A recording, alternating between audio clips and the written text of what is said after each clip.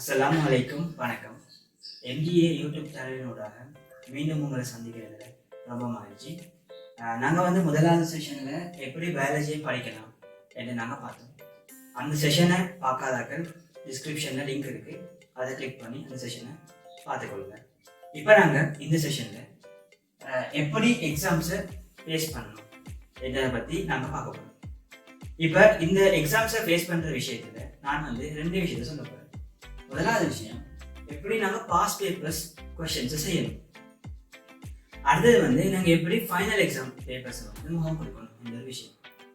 இப்போ உங்களுக்கு முதலாவது விஷயம், ஒரு விஷயத்தை நாங்கள் எப்படி படிக்கணும் என்று தெரியறத விட அது உங்களுக்கு எந்த அளவுக்கு முக்கியமோ அதை ஒரு டபுள் மடங்கு முக்கியம் எக்ஸாம்ஸை எப்படி ஃபேஸ் பண்ணுறது. நல்லா படிக்கிற எல்லாருமே 90 மார்க்ஸ் எடுக்கிறது. இதுதான் விஷயம். என்னென்னு சொன்னால், நாங்கள் எப்படி படிக்கணும்னு சொன்னால், நாங்கள் எப்படி எங்களை ப்ராக்டிஸ் பண்ணியிருக்கணும்னு சொன்னால், பாஸ் பேப்பர்ஸை நாங்கள் எங்களை ஏலவல் காலங்களில் எப்படி ப்ராக்டிஸ் பண்ணியிருக்கணும்னு சொன்னால், எக்ஸாம் ஓரியன்ட் மேனராக நாங்கள் ப்ராக்டிஸ் பண்ணியிருக்கோம். அப்படி ப்ராக்டிஸ் பண்ணினா மட்டும்தான் எங்களுக்கு ஈஸியாக இந்த விஷயங்களை நாங்கள் செஞ்சு கொள்ளக்கூடியதாக இருந்து நீங்கள் நினைக்கிற ஒரு அச்சீவ்மெண்ட்டை உங்களுக்கு இருக்கலாம். சரிதானே? இப்போ என்ன விஷயம் இப்போ பயாலஜி சரியான முக்கியமான ஒரு பாடம். மேக்ஸ் ஸ்ட்ரீமுக்கு போகிறதுக்கு ஃபிசிக்ஸ் கெமிஸ்ட்ரி எந்த அளவுக்கு முக்கியமோ அந்த அளவுக்கு பயாலஜி ஸ்ட்ரீம் ஆகிறதுக்கு பயாலஜி முக்கியம்.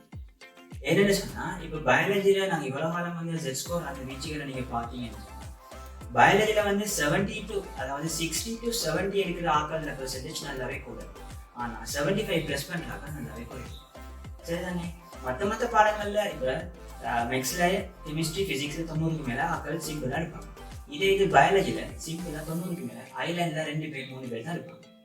அப்படி பயாலஜி உங்களோட Z ஸ்கோரை நல்லாவே கூட்டி விடுற பாடம். அதில் மீனிங் என்ன சொன்னால், நீங்கள் பயாலஜியில் ஒரு 85 மார்க்ஸ் எடுத்தீங்கன்னு சொன்னால், 85 மார்க்ஸ் ஒரு 80 மார்க்ஸ் எடுத்தீங்கன்னு சொன்னால் உங்களோட Z ஸ்கோர் நல்லாவே போகும். அப்போ நீங்கள் மற்ற பாடங்களுக்கு பயாலஜி ஸ்ட்ரீமில் இருக்கிறார்கள் மற்ற பாடங்களுக்கு கொடுக்குற முக்கியத்துவத்தை பார்க்க பயாலஜிக்கும் ஃபிசிக்ஸுக்கும் ஒரு நல்ல முக்கியத்துவம் கொடுத்துருக்கோம். அதோட மேலதிகமாக மற்ற அந்த 2 பாடத்திலேயே நீங்கள் அதிகமாக முக்கியத்துவம் கொடுக்க வேண்டியதான இந்த பயாலஜி. சரிதானே? இப்போ இதில் நாங்கள் இந்த பாஸ் பேப்பர்ஸ் ஃபைனல் எக்ஸாம் முதலாவது நான் இந்த பாஸ் பேப்பர்ஸை பற்றி சொல்கிறேன். சரிதானே? இப்போ உங்களுக்கு பயாலஜியில் 3 கொஷின்ஸ் வரப்போகுது. 3 டைப் ஆஃப் கொஷின்ஸ் வரப்போகுது. முதலாவது MCQs, ரெண்டாவது ஸ்ட்ரக்சர்ஸ், மூணாவது எஸ்சி. இப்போ நாங்கள் MCQஸை நாங்கள் எப்படி நாங்கள் பாஸ் பேப்பர்ஸை நாங்கள் கொஷின்ஸ் செய்யணும்னு சொன்னோம். இப்போ MCQs பயாலஜியில் மிக முக்கியமான ஒரு விஷயம் MCQs. சரியா? என்னென்னு சொன்னால், பயாலஜியில் நீங்கள் MCQ ஒரு 45 இல்லை ஒரு 40 ப்ளஸ் பண்ணினா மட்டும்தான் உங்களுக்கு கன்ஃபார்மாக சொல்லலாம். சரிதானே? இப்போ நீங்கள் 45 நான் 48க்கு மேலே டார்கெட் பண்ணணும் அப்படின்னு அப்படி செஞ்சால் தான் உங்களுக்கு பயாலஜியில் ஒரு 80 85 மார்க்ஸோ வரப்போகுது. அப்படி வந்துச்சுன்னு சொன்னால் உங்களோட Z ஸ்கோர் நல்லாவே போகுது. அப்படின்னு நீங்கள் ஒரு A to B எடுத்து நல்ல யூனிவர்சிட்டிஸுக்கு கொள்ளலாம்.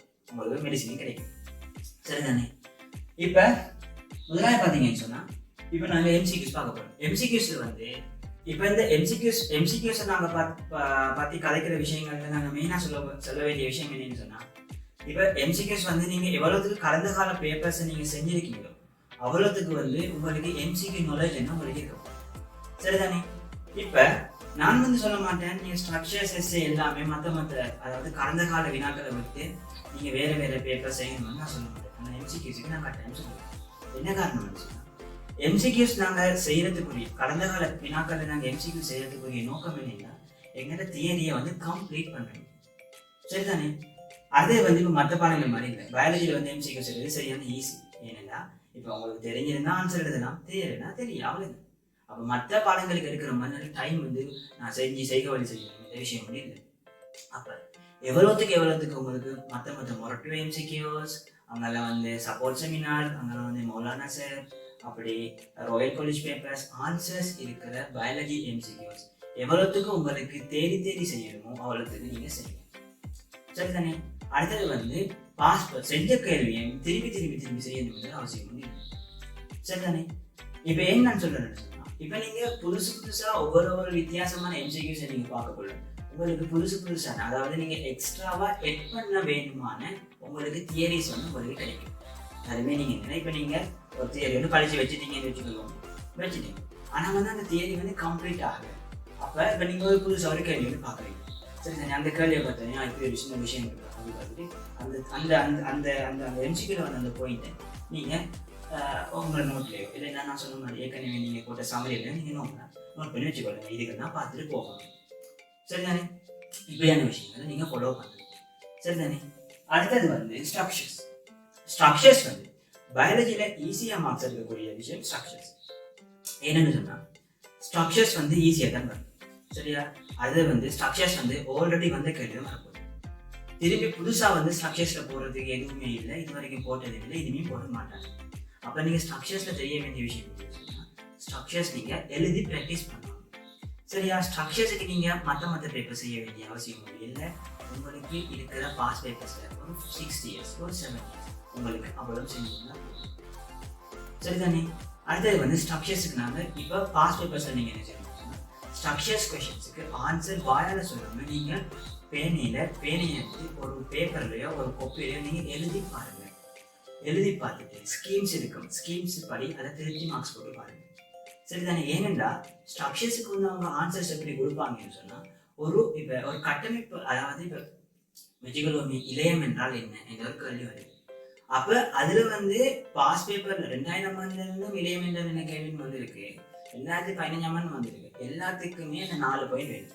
அந்த எல்லா களங்கள் கணக்காக செய்து ஒரே தொழில் ஆற்றக்கூடிய ஒரே உற்பத்தி தொற்று அந்த விஷயங்கள் இருக்கு தானே.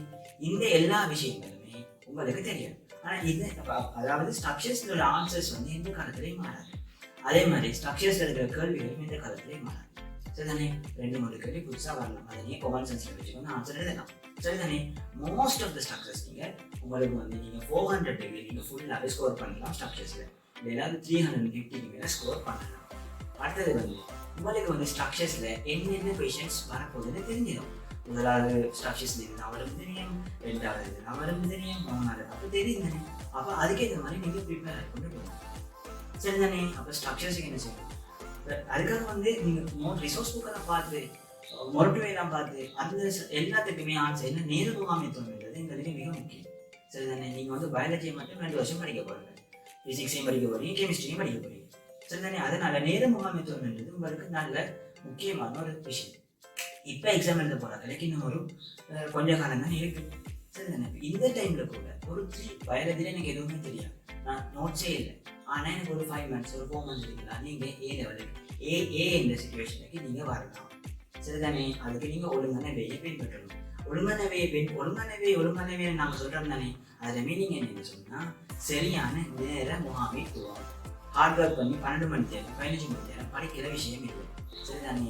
3 மணி நேரம் படித்தாலும் பிரயோசனமாக படிக்கணும். சரிதானே? அதான் நான் வந்து சொல்ல வர விஷயம். நாங்கள் அதுதான் ஃபாலோ பண்ணணும். சரிதானே? இப்போ நான் ஸ்ட்ரக்சர்ஸ் உங்களுக்கு சொல்லிட்டேன். அதாவது கட்டமைக்கப்பட்ட வடிவங்கள் உங்களுக்கு ஸ்ட்ரக்சர்ஸ் ஆன்சர்ஸ் இருக்குது. இது வந்து நீங்கள் என்ன செய்யணும் பார்த்தீங்கன்னா பாஸ் பேப்பர்ஸ் மட்டும் ட்ரை பண்ணுங்கள். பழைய பாஸ் பேப்பர்ஸ் கொஷின்ஸ் நீங்கள் ஆன்சர்ஸை பாஸ் பேப்பர் மட்டும் ஆன்சர்ஸை எழுதி பார்த்து ப்ராக்டிஸ் பண்ணி வச்சுக்கொள்ளுங்க. வேறு எதுவுமே நீங்கள் எக்ஸ்ட்ராவாக செய்ய தேவையில்லை. சரிதானே? ஃபைனல் எக்ஸாமில் ஸ்ட்ரக்சர்ஸ் கேள்வி வருது. சரிதானே? இப்போ ஸ்ட்ரக்சர்ஸுக்கு நீங்கள் ஆன்சர் எழுதல என்ன பிரச்சனை உங்களுக்கு வரணும்னு சொன்னோம். ஸ்ட்ரக்சர்ஸில் ரெண்டு குழப்பங்கள் இருக்குது. முதலாவது குழப்பங்கள் எனக்கு எவ்வளோ எழுதணும்னு தெரியும். சரியா? அதாவது இப்போ உதாரணத்துக்கு வந்து ஸ்ட்ரக்சர்ஸில் வந்து கேள்விகள் வந்து பெருசாக கேட்க போகிறது, ஒரு சின்ன கேள்வி தான் கேட்பாங்க. ஆனால் எனக்கு வந்து எவ்வளோ அந்த கேள்விக்கு ஆன்சர்ஸ் எனக்கு எவ்வளோ எழுதணும்னு தெரியும். நான் வந்து இவ்வளோ எழுதின மார்க்ஸ் போட்டுருவாங்களா, இவ்வளோ எழுதின மார்க்ஸ் போட மாட்டாங்களா. எனக்கு தொழில்கள் தெரிஞ்ச உதாரணத்துக்கு வந்து இப்போ முதல்வர் மின்சார்பின் தொழில்களை தருகன்னு கேட்டிருக்காங்க. அதில் வந்து 3 லைன் தான் போட்டிருக்காங்க வச்சுக்கொள்வோமே. அதில் ஒரு 6-7 தொழில் இருக்குது. சரியா? அந்த 6-7 தொழில் சரியான தொழில்னு சொன்னால் நீங்கள் அவ்வளோ டைம் எழுதுங்க. சரிதானே? நீங்கள் அவ்வளோ டைம் எழுதுங்க. என்னென்னு சொன்னால் ஸ்கீமில் வந்து 6 தொழிலை கொடுத்துட்டு இதில் 3க்கு மார்க்ஸ் போடுங்கன்ட்டு சில டைம் கொடுக்கலாம், சில டைம் 3 மட்டும் போட்டுட்டு இந்த 3க்கு தான் மார்க்ஸ்ன்னு கொடுப்பாங்க. அப்போ எந்த 3 உங்களுக்கு இப்போ நாங்கள் படிக்கிறதுல வந்து எது முக்கியமானது எது முக்கியம் இல்லாதுன்னு நாங்கள் படிக்கிறல்லையே. அப்போ எந்த 3ன்னு உங்களுக்கு தெரியாது. அப்போ சரியான 6 தொழிலும் உங்களுக்கு தெரிஞ்சிருந்த 6 தொழிலையும் நீங்கள் என்ன செய்யணும்னா நீங்கள் அதில் அந்த 6ஐயுமே நீங்கள் ஆன்சரில் எழுதுங்க. 2வது விஷயம், எனக்கு வந்து எவ்வளோ எழுதணும்னு தெரியும். உதாரணத்துக்கு வந்து இளையம் என்றால் இது இந்த ஒரு சிம்பிள் கேள்வி. இதில் வந்து சில பேர் எழுதுவாங்க என்னன்னு சொன்னால் ஒரே உற்பத்தி தோற்றுவாயை கொண்டுள்ள அநேக கலங்கள் செய்தது ஒரு இளையம். சரியா? அடுத்தது சில பேர் எப்படி எழுதுவாங்கன்னு சொன்னால் என்ன சொன்னா களங்கள் எல்லாமே சேர்ந்தது ஒரு இலையம். சில பேர் ஒரே தொழிலை செய்யக்கூடிய இது இலையம். இந்த 3மே சரி. சரியா? நீங்க ஆன்சர் எழுதக்குள்ள என்ன செய்யணும்னு சொன்னா கேள்வியை வாசிச்ச உடனே டக்குன்னு ஆன்சருக்கு போகாதீங்க. கேள்வியை வாசிச்ச உடனே அந்த இலையம் என்றால் என்னன்னு சொன்னா அந்த இலையம் பத்தி உங்களுக்கு தெரிஞ்ச யோசிச்சு பாருங்க. உற்பத்தி தோற்றுவாய் தெரிஞ்சிருக்கணும், களங்கள் தெரிஞ்சிருக்கணும், தெரிஞ்சிருக்கணும். உங்களுக்கு கீழே விட்டுருக்க லைன் ஒரு சின்ன லைன், அதாவது எனக்கு ஒரே ஒரு கோடு தான் விட்டுருக்கேன். நான் அவ்வளோத்தையும் எழுதல, எனக்கு அவ்வளோத்தையும் எதிர்பார்க்க மாட்டாங்க நீங்க நினைச்சு கொண்டு அப்படி எழுதாம இருக்கிறாரு. ஏன்னா அது உங்களுக்கு ஒரு சேஃப் சோன் இல்லை, அது உங்களுக்கு ஒரு டேஞ்சர் சோன். ஏன்னா அதுல சில டைம் ஏதாச்சும் ஒரு பாயிண்ட்ஸ் கொடுக்கலாம், அந்த பாயிண்ட்ஸ் நீங்க எழுதாம இருக்கலாம். அதனால உங்களுக்கு ஒரு ஸ்ட்ரக்சர்ல உங்களுக்கு ஒரு கொஸ்டின் வருதுன்னு சொன்னா அந்த கொஸ்டினுக்கு சம்பந்தப்பட்ட வரைவிலக்கணமும், பெரும்பாலும் வரைவிலக்கணங்கள் வரும், தொழில்கள் வரும், உதாரணம் கேட்பாங்க. இளைஞர்கள் இந்த 3 தவிர வேற கேட்கறதே இல்லை. சரிதானே? வரைவிலக்கணம் உங்களுக்கு தெரிஞ்சது ஃபுல்லாவே எழுதணும். இடைவெளியை பார்த்துட்டு இதை பார்த்துட்டு நீங்க எழுதக்கூடாது. அப்ப என்ன செய்யணும்னு சொன்னா அந்த கொஸ்டின்ஸுக்கு ஆன்சர் பண்றதுக்கு முன்னுக்கே நீங்க அதுக்குரிய ஆன்சர்ஸ் எப்படி எல்லாம் வரும்னு சொல்லி நீங்க மனசுல போட்டு ஒரு கட்டமைக்கப்பட்ட ஆர்கனைஸ்ட் பண்ணா அதை மாத்திட்டு நீங்க என்ன செய்யணும்னு சொன்னா ஆன்சர் எழுத போகணும். சரிதானே? அடுத்தது எஸ்ஏ கொஸ்டின்ஸ். சரிதானே? எஸ்ஏ கொஸ்டின்ஸ்ல முதலாவது நீங்க செய்ய வேண்டிய விஷயம் என்னன்னு சொன்னா அதை எப்படி எழுதணும். சரியா? எல்லா கணக்க பேருக்கு அதுவே தெரியாது, எப்படி எழுதணும் தெரியும். 2வது விஷயம் என்னென்ன விஷயம் எழுதணும். சரியா? 3வது விஷயம் எஸ்ஏக்கு நாங்க எப்படி படிக்கணும். சரியா? கணக்க பேர் எப்படின்னு சொன்னா நான் விசாரிச்சு மட்டும் பார்க்கல, நான் 100 எஸ்ஏ பாடம் ஆக்கியிருக்கேன், நான் 150 எஸ்ஏ பாடம் ஆக்கியிருக்கேன். அப்படி வராது, கேள்வி வராது. சரிதானே? கேள்வி வராதுல எப்படி வராதுன்னா நீங்க 2016ஆம் ஆண்டு அந்த டைம்ல எல்லாம் நாங்க 2000 முதலாம் ஆண்டு 2014ஆம் ஆண்டுக்கு முதல்ல அப்படின்னு சொன்னா இப்ப 2000ஆம் ஆண்டு இதே திங்கட்கிழமை விவரிக்கிறேன்னு சொன்னா 15ஆம் ஆண்டு இதே திங்கட்கிழமை விவரிக்கிறேன் கேள்வி வரும். அதுல ஆன்சர் எழுதிருந்தா அப்படியே பார்த்து காப்பி பண்ணி பாடமாக்கிட்டு போய் இதுல எழுதினா அப்படியே ஒரு மார்க்ஸ் கிடைக்கும். ஆனா இப்ப அப்படி கேள்வி வாரல. சரியா? இப்ப உங்களுக்கு நீங்க யோசிச்சு எழுதணும். பாடமாக்கி எழுதுற ஸ்ட்ரீம் பயாலஜி இல்லை. நீங்க யோசிச்சு உங்களுக்குள்ள ப்ரொசஸ் பண்ணி ஆன்சர் எழுதணும். இதுதான் அவங்க எக்ஸ்பெக்ட் பண்ணுவாங்க. அப்ப நீங்க என்ன செய்யணும்னா அதுக்கு ஏற்ற மாதிரி ஆன்சர்ஸ் நீங்க எழுதணும். விளங்கிட்டா? இதான் நீங்க செய்ய வேண்டிய விஷயம். அப்ப முதலாவது நான் எப்படி எழுதணும்னு தெரிஞ்சிருக்கணும். 2வது என்னத்தை எழுதணும்னு தெரிஞ்சிருக்கணும். 3வது அதுக்கு எப்படி படிக்கிறதுன்னு தெரிஞ்சிருக்கணும். நான் 50 எஸ்ஏ பாடமாக்கினேன், 100 எஸ்ஏ பாடமாக்கினேன், அப்படியெல்லாம் நீங்க எழுத தேவை. உங்களுக்கு எஸ்ஏக்கு முதல்ல டைம் மேனேஜ்மெண்ட் வேணும். சரி தானே? ஃபர்ஸ்ட்டுக்கு நான் எஸ்ஏக்கு எப்படி ப்ரிப்பேர் ஆகணும்னு சொல்றேன். முதலாவது எப்படி ப்ரிப்பேர் ஆகணும்னு சொன்னா உங்களுக்கு 30 மினிட்ஸ்ல நீங்க எஸ்ஏ எழுதணும். அப்ப அதுக்குரிய டைம் மேனேஜ்மெண்ட் உங்களுக்கு வேணும். அதுக்காக நீங்க என்ன செய்யணும்னு சொன்னா நீங்க டைம் வச்சு வீட்டுல நீங்க உங்களுக்கு தெரிஞ்ச எஸ்ஏ எழுதி பாருங்க. சரிதானே? தெரிஞ்ச எஸ்ஏ டைம் மேனேஜ்மெண்ட்ல எனக்கு 30 நிமிஷத்துல எழுதக்கூடிய மாதிரி இருக்குதா, 25 நிமிஷத்துல எழுதக்கூடிய மாதிரி இருக்குதா அப்படின்னு நீங்க எஸ்ஏல டைம் மேனேஜ்மெண்ட்டுக்கு ஏற்ற மாதிரி உங்களுக்கு எழுதக்கூடிய மாதிரி இருக்குதா என்று நீங்க பாருங்க. சரிதானே? 100 எஸ்ஏ தான் பாடமாக்க. அப்ப எஸ்ஏக்கு எப்படி ப்ரிப்பேர் ஆகுது சொன்னா நீங்க தியரியை நான் முதலாவது செஷன்ல சொன்ன மாதிரி நீங்க தியரியை படிச்ச பிறகு நீங்க சமரி மாதிரி போட்டு அந்த சமரியை வச்சுக்கொண்டே நீங்க எஸ்ஏக்கு ஆன்சர் எழுதலாம். உங்களுக்கு கேள்வியை வாசிச்ச உடனே உங்களுக்கு என்னென்ன எழுதணும்னு தெரியும், வாசிச்சோடனே விளங்கு தானே. அப்ப நீங்க கட்டாயம் 400 எஸ்ஏ 100 எஸ்ஏ பாடமாக்கணுன்ற அவசியம் இல்லை. ஏன்னா நீங்க பாடமாக்கியும் வேலை இல்லை. ஏன்னா வரப்போறது RSA, அந்த RSAல நீங்க பாடமாக்கின 100 எஸ்ஏல வரும்னு சொல்லி வரலாம், உங்களை லக்கப்படுது இல்லாமல் போகலாம். நாங்க எப்பவுமே டேஞ்சர் சோன்ல இருந்துட்டு கேள்விக்கு எக்ஸாமுக்கு போகக்கூடாது. எப்பவுமே சேஃப் சோன்ல இருந்துட்டு எக்ஸாமுக்கு போகணும். சரிதானே? அப்ப இந்த வழிமுறையை நீங்க யூஸ் பண்ணிட்டு நான் 100 எஸ்ஏ பாடமாக்கிட்டு போகணும், அதுவும் ஓகே. நீங்க 100 எஸ்ஏ பாடமாக்கி போட்டு இதை விட்டுட்டு போகணும்னா அது கொஞ்சம் குழப்பம். விளங்கிட்டா? இப்படியான விஷயங்களை நீங்க ஃபாலோ பண்ணி கொள்ளணும். சரிதானே? அடுத்த விஷயத்த பாத்தீங்கன்னு சொன்னா இப்ப எஸ்ஏனா என்ன, எப்படி எஸ்ஏ என்னென்ன வரும்னு முதல்ல விஷயம் பார்த்துருக்கோம், எப்படி ப்ரிப்பேர் ஆகுது பார்த்துருக்கோம். 2வது விஷயம் பார்க்க போறோம் எஸ்ஏக்குள்ள நான் என்னென்ன எழுதணும். சரியா? இப்ப நீங்க ஒரு எஸ்ஏ வாசிக்க போறீங்க, அந்த எஸ்ஏட கீவேர்டை விளங்கி கொள்ளணும். உதாரணத்துக்கு இப்படி ஒரு கேள்வி வச்சுக்கொள்வோமே. இப்ப குருதியை வினைத்திறனாக பம்புவது இதயம் எவ்வாறு சிரத்தில் அடைந்துள்ளது என்பதை விளக்குக. சரியா? இப்ப இந்த கேள்வி வந்திருக்காங்க. இந்த கேள்வியில என்ன கீவேர்டு நீங்க விளங்கிக் கொள்ளணும். இந்த கேள்வியில கோர் என்ன, அதாவது இந்த கேள்வியில கருப்பொருள் என்னன்னு விளங்கணும். ஏனென்றா முதலாவது இந்த கேள்வி என்னென்ன சம்மந்தப்படுது? இதயம் சம்மந்தப்படுது. ரெண்டாவது வந்து குருதியை பம்புறது, அப்ப சுற்றோட்டம் சம்மந்தப்படுது. மூணாவது வந்து இதயத்துல அந்த அந்த சுவர்கள் சம்மந்தப்படுது. இப்ப இதுல என்ன கோர், என்ன அந்த கேள்வியில மெயினா என்ன வந்திருக்கு, என்ன கேட்கறாங்க, நீங்க ஃபர்ஸ்ட் வந்து அண்டர்லைன் பண்ணணும். அப்ப இதுல வந்து நீங்க அண்டர்லைன் பண்ணக்கூடிய வேர்ட் என்ன சொன்னா, மனித உடல்ல குருதியை வினைத்திறனாக பாம்புவது. அப்ப இந்த குருதியை வினைத்திறனாக பாம்புதல், இந்த மூணு தான் அண்டர்லைன். சரிதானே? இதயத்தின் கட்டமைப்பு விவரிக்கிறது. இதுதான் உங்களுக்கு கல்வி. அப்ப நீங்க எழுத வேண்டிய மேக்சிமம் கண்டென்ட் வந்து என்னத்துக்குள்ள இருப்பாங்கன்னா இந்த மூணு விஷயத்துக்குள்ள இருப்பாங்க. விவரம் சரியா? அப்ப உங்களுக்கு என்ன கண்டென்ட் உங்களுக்கு தெரியும், என்ன எழுதணும் என்று உங்களுக்கு ஒரு ஐடியா இருக்கும். இப்ப நான் வந்து எப்படி எழுதுறேன் சரியா? எழுத போல மூணு விஷயம் இருக்கு. முதலாவது விஷயம் இன்ட்ரடக்ஷன். சரியா? இன்ட்ரடக்ஷன் என்று சொல்லக்குள்ள முதலாவது வந்து சிம்பிளா இப்போ நாங்கள் ஒரு விஷயம் வந்து சொல்றோம்னு சொன்னா, இப்போ ஒரு ஆள் வந்து காய்ச்சிட்டு இருக்காரு, இப்போ ஒரு ஆள் வந்து நிற்கிறார், நீங்க கிட்ட அவரோட பேசணும், ஒரு விஷயத்த வந்து பேசணும் அப்படின்னா, இப்போ ஐபிஎல்லை பத்தி பேச போறீங்கன்னு வச்சுக்கலாமே. ஐபிஎல்லை பத்தி அவர் யாருன்னே தெரியாது. சரியா? இப்போ உங்களுக்கு உங்களோட பேப்பர் எடுத்துட்டாலும் யாருன்னே தெரியாதானே.